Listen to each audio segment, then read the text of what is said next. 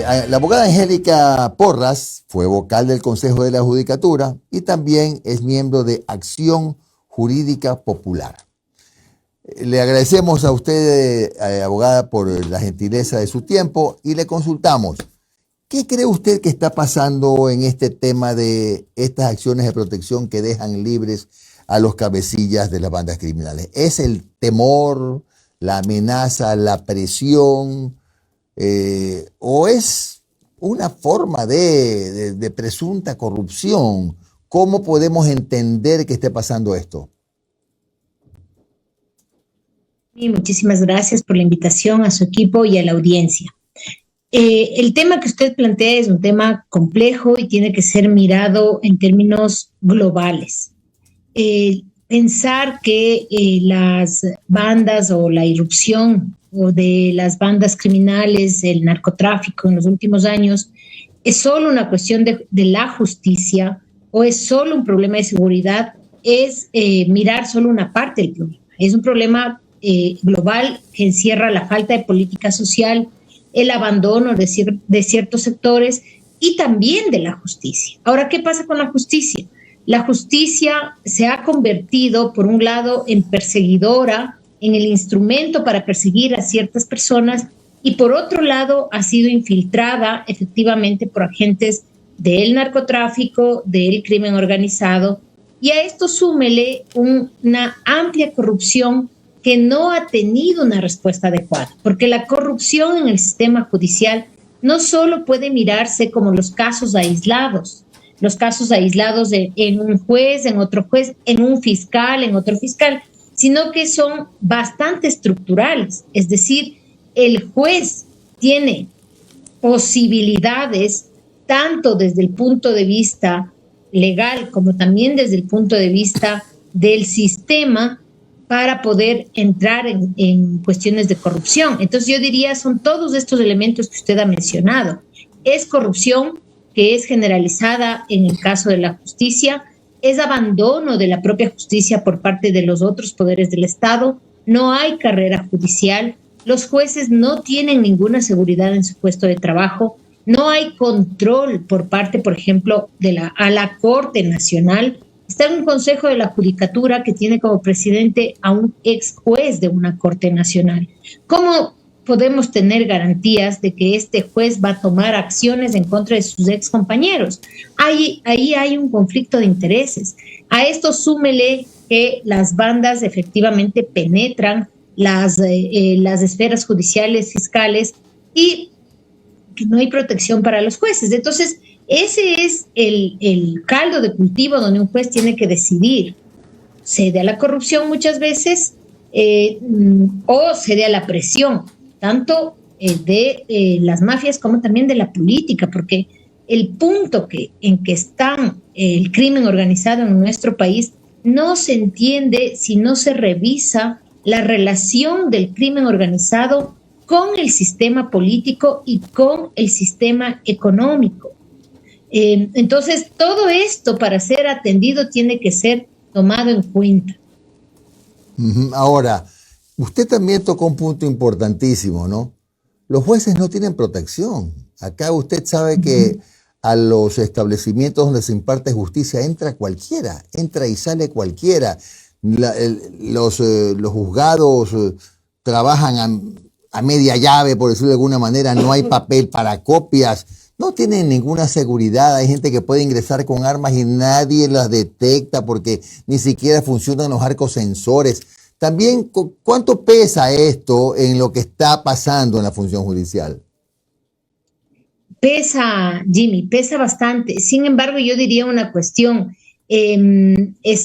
La corrupción tendría que ser mirada como aquella que se da con o sin amenaza, porque no podemos decir que solamente por las amenazas los jueces, los fiscales ahora aceptan sobornos.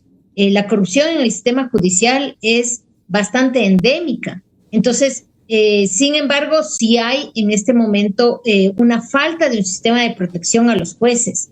Pero eso, usted puede tener el mayor sistema de protección del mundo, que si es que no atiende el problema que da origen a las bandas, que da origen a esa explosión que ha habido de la violencia en los últimos años en nuestro país, no va a haber sistema de protección de jueces que sirva, porque siempre va a haber formas en que se penetre justamente la justicia, se soborne para atentar contra alguno de los jueces o alguno de los fiscales. Pero ni siquiera eso es el punto para mí, ese no es el punto central. O sea, no hace falta presionar al juez, no hace falta, salvo casos excepcionales que sí los hay, no hace falta amenazarle al juez. Basta con ofrecerle dinero, basta con ofrecerle una cantidad importante para que acceda a decidir a favor o en contra. Entonces, sí estamos hablando de un problema bastante generalizado de la corrupción que es difícil de detectar. No se ha hecho ninguna investigación, por ejemplo, del patrimonio de los jueces, que debería hacerse, del patrimonio de los fiscales. No se ha hecho ningún estudio para saber, por ejemplo, cuántas veces o cuántos casos de narcotráfico han sido sentenciados, cómo, si se los ha liberado, si no se los ha liberado, etcétera. No existen esos datos. Entonces, en ese marco, digamos, el juez tiene bastante amplitud. Pero además, la justicia tiene que hasta cierto punto es paradójico porque tiene este doble rol. Por un lado, efectivamente libera a personas que no debería liberar con acciones de protección, con medidas cautelares, que no es que están mal diseñadas en la ley, la propia ley les impide que se haga eso, pero por otro lado también ha sido utilizada para perseguir a ciertas personas, para perseguir a ciertos líderes políticos. Entonces está totalmente desprestigiada, totalmente deslegitimada, y ahí tiene que empezar a actuar desde incluso la legitimidad que debe recuperar frente a la ciudadanía. Doctora, ¿cómo está? Omar Jaén le saluda. Muy buenos días. Gracias por su tiempo, doctora. Buenos días, Omar. Doctora, mire, una de las excusas que desde el oficialismo, entiéndase el oficialismo que abarca más allá del gobierno, ¿no? Sino todo su coro mediático, legislativo y de opinión en redes, muchas veces, dicen, sí, es que aquí el problema son las leyes. Tenemos una asamblea de vagos, una asamblea de ignorantes, que están ocupados en unas cosas y que no hacen leyes para la seguridad. Yo pregunto, miren, corríjame si estoy equivocado, doctora, pero creo que Ecuador es uno de los países que tiene la mayor cantidad de normativa vinculada a seguridad, de una u otra manera. Es más, yo creo que ya no debería haber tanta, sino codificarla. No sé usted si estaría de acuerdo. Pero, ¿qué se puede hacer desde lo legislativo para intentar enfrentar lo que estamos viviendo? ¿Qué se podría hacer? Sí, yo coincido totalmente con usted, Omar. No es una cuestión de leyes. Tenemos leyes suficientes. Es más, tenemos un Código Orgánico Integral Penal que es extremo en las penas que diseña. Entonces, hay toda una corriente dentro del derecho penal que plantea que las penas deben ser mínimas, porque el objetivo del sistema penal es que las personas que entren a la cárcel puedan luego reinsertarse en la sociedad. Y desde luego con penas de 30 años, de 20 años, eso es imposible.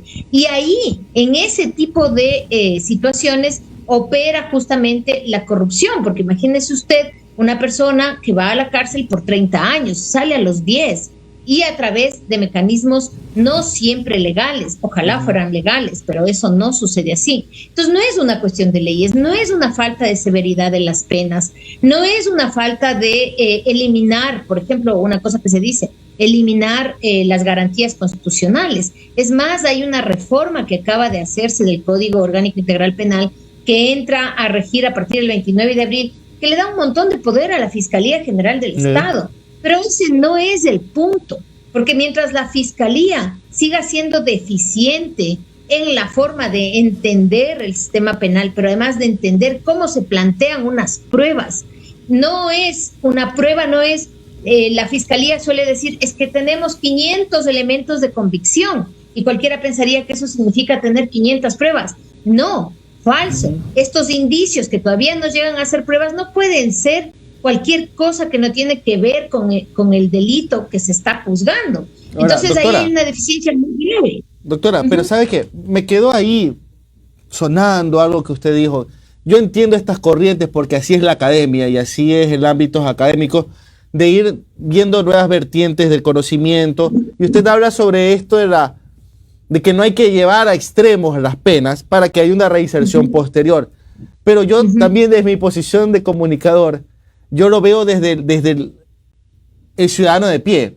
Cuando escucha eso y él se imagina, caramba, ¿se acuerda el caso de ese señor que estaba con su nieto retirando plata en el cajero hace como año y medio y que lo mataron en el cajero y el niño estaba llorando con el cuerpo de su abuelito ahí en la vereda? Caramba, viene un ciudadano y le sale a alguien a decir, ¿sabes qué? A este tipo no hay que meterle 30 años porque la intención es que se reinserte en algún momento. Y me preocupa porque la ciudadanía está llegando a esos extremos ante un Estado ausente. Mire, yo conozco muchas personas, por ejemplo, que en su vida le han gustado las armas, pero ahora, debido a la inseguridad, están pensando en tener un arma. Entonces uno llega a esos extremos. ¿Cómo responder a la gente por ese pedido de sed de justicia? Sí, usted tiene toda la razón. Y verá, ahí hay que tomar en cuenta varias cosas. Yo quisiera empezar con lo que planteó usted. ¿Por qué llegamos a este punto? Justamente por la ausencia del Estado, por el retiro del Estado, pero no solo de la seguridad, sino también de todo lo social. Entonces estamos realmente a la deriva como ciudadanos. No tenemos ninguna protección. Y obviamente la principal protección que tiene el Estado es la seguridad. Para eso existe el Estado. Entonces, sí hay un desamparo absoluto y claro, cuando hay un desamparo absoluto, una tiene que pensar cómo me protejo. Ahora, los estudios han demostrado que en todas partes donde se ha liberado la tenencia, el porte de armas, lo que ha pasado es que ha aumentado la violencia por arma de fuego y las muertes por arma de fuego. Pero no solamente que ha aumentado, sino que ha aumentado en grupos determinados, por ejemplo, en contra de las mujeres, por ejemplo, en contra de los afrodescendientes, etcétera. Entonces ahí tenemos un segundo elemento. Y el tercer elemento, el más importante que usted plantea.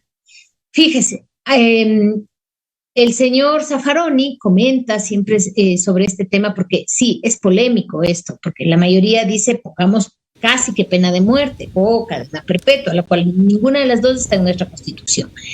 Pero Zaffaroni lo que menciona es que los datos muestran que en las cárceles hay más o menos un 20% de personas que nosotros pensamos son justo esta persona que asesina, esta persona que mata de la manera atroz como hemos visto en nuestro país. Entonces, sí hay un 20% de estas personas. O sea, no toda persona que comete un delito es este monstruo atroz en el que pensamos. Hay una gran cantidad de personas que no están allí justamente por violentar a otra persona en su vida, violentar a otra persona en su integridad, sino que están allí por una serie de delitos que están más bien relacionados con la propiedad o en nuestro caso, en el caso ecuatoriano, con el tráfico de estupefacientes. Entonces, nosotros tenemos que revisar quiénes están en la cárcel. Y es más, yo le diría una cosa, estas personas que son, la verdad, grandes criminales porque asesinan a 10, a 15, a 20, estas personas entran y salen de la cárcel porque tienen suficiente presión económica para comprar a jueces y tienen suficiente presión económica para comprar a fiscales o, en su defecto, tienen suficiente presión de armas, de amenazas para lograr que un juez o un fiscal no les acuse. Hay un caso muy específico, cuyo nombre no recuerdo, de una persona que lidera una de estas bandas, que el fiscal no presentó acusación y el señor se fue. Entonces, tenemos que, en realidad, este grupo de personas que son lo que se conoce comúnmente como los capos, como los líderes, no son personas en los que está interesado el sistema penal tal y como está diseñado. No es lógico que se argumente que uno de los grandes avances de este gobierno en estos 3 meses sea que tiene 21,000 personas detenidas durante estos 3 meses. O sea, ¿qué estamos haciendo en la cárcel? Metiendo al que es y al que no es. Eso significa. Porque no se puede tener tantas personas metidas en la cárcel porque no todos son los capos de la droga. Y muchos de ellos son aquellas personas que son reclutadas ¿Y dónde las reclutan? En los lugares donde hay menos presencia del Estado, donde no hay escuelas, donde no hay hospitales, donde no hay nadie a quien acudir, donde no hay ni siquiera un agua potable, etcétera. Entonces, lo que pasa en Esmeraldas es una muestra de un Estado racista, que lo que ha hecho es abandonar a su suerte a una población ecuatoriana que desde siempre ha venido siendo abandonada. Ahí donde no hay nada, donde no hay Estado, ahí van las bandas, van y obligan a los jóvenes a insertarse en este espacio, o para defensa o para sobrevivir. Entonces, este es el panorama. Yo en ese sentido diría, nosotros tenemos que pensar quiénes son los que están en la cárcel. Si en la cárcel están siempre aquellos monstruos que sí hay, en los que pensamos. Claro, abogada, buenos días. Noris Arroyave le saluda. Pero en la realidad que estamos viviendo en este momento, en donde ha obligado, nos ha empujado como Estado en general a tratar de tener medidas parches e ir apagando los incendios, ¿de qué forma el sistema de justicia puede trabajar con lo que tiene en este momento para hacerlo más cercano a lo justo, valga la redundancia? Porque tenemos, en este caso, a niños secuestrando y matando a personas que de alguna u otra forma están cometiendo un delito y no pueden ser juzgados como adultos. Tenemos a capos de bandas de crimen organizado que tienen los recursos económicos para de alguna u otra forma poder tener mejores abogados probablemente, o que tienen un equipo que los defiende mejor que el mismo fiscal que presenta la acusación. Entonces, un sistema de justicia en este momento, ¿cómo está? ¿Cuáles serían los correctivos urgentes que podrían tomar para que la situación medianamente cambie y el ciudadano se sienta algo seguro? Muy buenos días, muchísimas gracias por la pregunta. Bueno, hay bastantes cosas urgentes que se podría hacer, ¿no? Una de ellas, una de las más importantes, diría yo, es empezar con la carrera judicial. No existe carrera judicial. ¿Qué quiere decir esto? El juez de primera instancia nunca se va a poder pensar que tiene una carrera y que va a llegar a juez de provincial y que va a llegar luego a juez de Corte Nacional. Entonces, imagínese usted cuál es el incentivo con el que puede trabajar ese juez. Entonces, hay jueces muy buenos y muy correctos, sobre todo en primera instancia. Jueces que actúan como se debe, pero sin carrera judicial. Es decir, mañana pasado yo puedo estar en la calle como juez. Porque además los sistemas de control que tiene el Consejo de la Judicatura son sistemas que no están debidamente depurados. Entonces, hay ahí un montón de presiones políticas. Nosotros vimos que se filtró un audio de un miembro del Consejo de la Judicatura, es más, me parece que era el presidente, en el que llamaba a un juez para pedirle que decida de una manera determinada en una acción de protección presentada por una asambleísta. Entonces, ¿y qué pasó allí? Se llamó el Consejo de la Judicatura a presionar. Si eso hace un Consejo de la Judicatura, ¿qué es lo que puede hacer el juez? Entonces, a ver, primera cuestión, la carrera judicial. Segunda cuestión, el tema de la selección de los jueces. Hay un problema en la selección de los jueces porque es un sistema escondido, de espaldas a la ciudadanía. La ciudadanía tiene que interesarse en quiénes son aquellos que luego van a decidir sobre sus conflictos jurídicos. Entonces, ahí hay otro problema. Otro problema es el tema de las evaluaciones. No se trata de hacer un examen para ver cuántos saben de memoria la Constitución o el Código Orgánico General de Procesos. No es eso. La Corte Nacional todavía tiene jueces temporales que han actuado ilegalmente, porque el Código Orgánico de la Función Judicial prohíbe que haya con jueces temporales. Y sin embargo están actuando y están decidiendo. Un juez temporal lo que significa es que mañana, si es que alguien quiere del Consejo de la Judicatura, lo saca. ¿Cómo ese juez puede responder frente a la ciudadanía si depende su puesto del Consejo de la Judicatura? Las audiencias tienen que transmitirse en vivo. Tienen que permitirse a los ciudadanos que se mire cuál es el debate. Yo estaba revisando el día de ayer las audiencias en la Corte Suprema de México, los debates de los jueces se transmiten. Es importante, aquí se dice no, ni la audiencia no puede transmitirse, solo ellos graban. Pero es importante que la ciudadanía sepa qué clase de argumentos utiliza un juez, porque solo se debate en las cuatro paredes del juzgado y los únicos que saben lo que se debatió es el abogado de una parte, de la otra parte y el juez. Y eso tiene que saberlo la ciudadanía para poder identificar, por ejemplo, en la Corte Nacional, cuál es el juez que tiene argumentos y cuál es el juez que actúa porque le mandaron a hacer eso, porque le mandaron con consigna.